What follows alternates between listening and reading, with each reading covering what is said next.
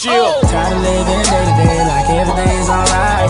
Every night, just one thing on my mind. I'm just waiting on that moment. Waiting on my moment.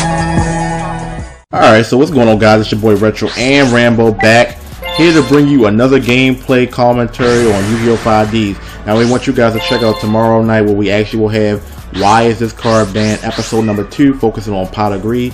So we hope you guys tune in for that tomorrow. That video is ready to go, so hope you guys enjoy that. Here we're going to be talking about the Ancient Gear deck that you see in this gameplay. We were playing a couple guys that were using Lights On deck.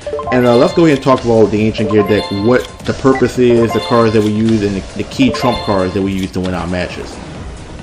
Okay, so an Ancient Gear deck is sort of kind of like a dragon deck in the sense that the point is to get as many overwhelmingly powerful monsters on the field as possible in the shortest amount of time. Monsters such as Ancient Gear Gadjiltron, Ancient Gear Beast, Ancient Gear Golem, and there are other monsters, but those are irrelevant at this point. So you have key magic and trap cards such as Gear Town. Gear Town, Ancient Gear Castle, Ancient Gear Workshop. Right, an Ancient Gear Workshop. Now, Gear Town pretty much reduces the amount of sacrifices that you need to summon an Ancient Gear monster. So if it's 8, you only need 1 sacrifice. If it's 6 or 5, you won't need any sacrifices. So you'll be able to summon level 6 and 5 monsters without sacrificing anything. Right. So, well, I didn't control, but we do use that effect from time to time. To be truly honest, the goal, as you can see, is to either get Gear Town destroyed so that we can get the Gadjiltron. Now, as quickly as possible. Now, you've seen the Magical Hats trick where we will use Magical Hats from time to time to protect our monster. Magical Hats going to be used during the battle phase. Now, I might add this in that with the Magical Hats, you do not have to be attacked to use the effect. If your opponent gets to their battle phase, whether they attack or not, you can still use Magical Hats, flip it over. We pick 2 Gear Towns. Now, if we have already 1 Gear Town in our hand, we can't use it for a Magical Hat. So what I'll do is I'll pick 1 Gear Town and another random trap card, and we'll place it on the field. Once Gear Town is destroyed from the Magical Hat's effect, whether he attacks it or not, we get Gadjiltron, and therefore we can start our chain. Correct. So what we basically do after we do the whole matchup, what we basically do if we have a Gear Town on the field and Magical Hats is activated is that we'll use cards like Breaker or Ancient Fairy Dragon to destroy the field spell cards that we have on the field. That way, even if Magical Hats doesn't bring out both Ancient Gear Gadjitrons or whichever ones we decide to choose, we'll still be able to get rid of Gear Town in the meantime. Right. I want to mention something about that. You mentioned Ancient Fairy Dragon and Breaker. It's kind of skeptical. Me and Rambo have done a couple of duels, and Rambo, you know firsthand how you can destroy with Breaker's effect, and it'll say Mr. Chance sometimes, and then sometimes you'll use Breaker's effect, and you can destroy Gear Town, and it'll work. So it's kind of, I'm still not sure how that works. Like, it just says, Gear Town says when this card is destroyed and sent to the graveyard, you can bring out Gadjiltron. We've done that. Whether it's intentional or whether your opponent does it, it still should work no matter what. I don't get this whole Mr. Chance thing. It also works with Ancient Fairy Dragon. I've done it before. I have gameplay where I've gotten rid of it with Ancient Fairy Dragon, and it works. The other day when me and Rambo played, it said Mr. Chance. I don't get exactly how that works. So, right. Who knows? Right. And there are other cards in the Ancient Gear deck, like the gadgets, red gadget, green gadget, yellow gadget. They're a great way to keep monsters in your hand and on the field and to speed draw as quickly as possible. Because every time you summon a gadget monster, his effect immediately allows you to draw another gadget monster in your hand. So that'll allow you to also grab cards that you need, such as Ancient Gear Castle, as quickly as possible. And if you don't know, Ancient Gear Castle pretty much states that if you or your opponent summons a monster, a gear counter will be placed on it, and for every gear counter that you have, you can sacrifice it. You can sacrifice Ancient Gear Castle so you can summon a monster using those counters. Exactly. It's also worth mentioning that with the gadgets, it also keeps hand presence, because by adding another gadget to your hand, it's always going to be something to play.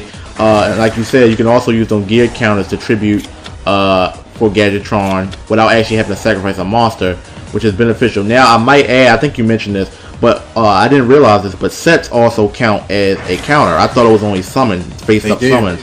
But if your opponent or you sets a monster face-down defense mode with the castle, you still get that effect. Now, let's talk about the big trump cards. Ancient Gear Golem and the Ancient Gear Fusion Monster. I want you to talk about that. Right, so the Ultimate Ancient Gear Golem and the Ancient Gear Golem are two of the best cards that you can have in this Ancient Gear deck, simply for the fact that they're so fucking hard to get rid of. So I've done the fusion, I've summoned my Ultimate Ancient Gear Golem. My Ancient Gear Golem is in the graveyard, and by some miracle of a chance, he happens to get past my effect, my Ultimate Ancient Gear Golem effect, or he happens to summon a stupid strong monster that's like 1600 attack points and kills my Ultimate Ancient Gear Golem. At that point, Ultimate Ancient Gear Golem's effect activates, thereby allowing me to summon an Ancient Gear Golem. Now, there could be any number of reasons that how this could benefit me, because Ultimate Ancient Gear Golem's attack is 44,000, and Ancient Gear Golem's attack is 3,000. 4,400. So, yeah. Well, go ahead. So what I pretty much could do is I could use cards like Ancient Gear Tank, Limiter Removal, even a 7 Complete. All of these cards can boost the attack of an Ancient Gear Golem. Limiter Removal is especially good because it's a quick play, but pretty much the fact that killing Ultimate Ancient Gear Golem won't end your suffering, because once you kill the Ultimate Ancient Gear Golem, you get Gadjiltron. I mean, you get Golem. Yeah, you get the Golem. Wait, you get Golem or Gadjiltron? You get Golem. Okay, Golem. Yeah, so another point that he forgot to mention, actually, which is a key component, is the fact that Ancient Gear Golem can actually do piercing damage. So you not only do you have 4,400 points worth of damage that can pierce, but if you have limit to remove, you can double that to 8,800 and still do piercing damage, which can be a one-hit OTK, basically. Right. Another thing we did, which is probably the big component of these Ancient Gear monsters, is talking about the fact that unaffected during the battle phase. Unaffected on the battle phase. How we ran into situations like this where we knew the opponent had a Mirror Force or something, but if we simply attack, they can't use anything to counter our attack. Therefore, we get the attack through. Then the key thing you have to watch for in the Ancient Gear deck is you want to attack with the Ancient Gear monsters first with that effect. Because if you attack with a Sangan or a Breaker and they have a Mirror Force, all your monsters go to the graveyard. Therefore, you don't get the benefits of the Ancient Gear. And actually, in some situations, if you think they have a Mirror Force, you have 3 Ancient Gears and a Breaker or something like that, you might not even want to attack with the Breaker. You know, just to save your ass for a Mirror Force. So yeah, the Ancient Gear deck is really weird like that. Sometimes I won't even summon monsters when I have Ancient Gear monsters on the field. I'll go ahead and attack first just to make sure that my attack goes through. Because summoning monsters and attacking your opponent's monsters could pretty much spell destruction for all of your Ancient Gear monsters. And you don't want that to happen before you actually reap the benefits of what your Ancient Gears can do. Exactly. So before we wrap this video, we want to talk about what they're vulnerable to. They're vulnerable to flip effects. Well, they're vulnerable to any monster effects. They don't have any negate effects other than during the battle phase. So you can pretty much take them out with a Lightning Vortex, Bottomless, Trap Hole, Torrential Tribute, anything before the battle phase. But once you hit that battle phase, they're pretty much completely invincible unless you have a monster that's stronger than Gadjiltron Golem or Ancient Gear Golem. Right. You want to use cards that'll pretty much affect them throughout the entire throughout yours or your opponent's entire turn, or before or after the battle phase, like cards like Shrink, Threatening Roar. By the way, don't use Threatening Roar after they already declared an attack. It does not work. Dude, you know how many times we've seen that? Oh my god, it doesn't work. We've seen that numerous times where we will attack and they'll use Threatening Roar. The card says your opponent cannot declare an attack. If we've already declared an attack, you cannot. Now, if it said negate the declare of an attack, then it will work because it's negating it. But you can't stop something that we've already done unless it's a negate. And we run into that a lot of times. And we just laugh at it because it's like, you can't do that. You can't do it. So so you pretty much, in my opinion, the best way to beat Ancient Gears is to have cards is to have monsters whose effect is to destroy other monsters. At the same time, having cards on your field like Burden of the Mighty that are going to weaken their attack points based on their level. Because as we all know, Ancient Gear monsters have very high levels. Right, that's a good 800, 900 points shaved off their points. Right, and also have a lot of good equip cards. If we don't have equip cards, have cards like Gaia or like Legendary Ocean, cards that will pretty much boost your monster's attack points, and Burden the Mighty will complement that by decreasing their attack points. So right. One final note, I know we talked a lot about, but it's actually pretty good. When it comes to Gear Town, and I know a lot of people do this, what they'll do when Gear Town is activated, they'll try to Dark Bribe it, they'll try to Solemn Judgment. If you negate Gear Town, we still get the effect of Gear Town. Right, it still counts as destroying it.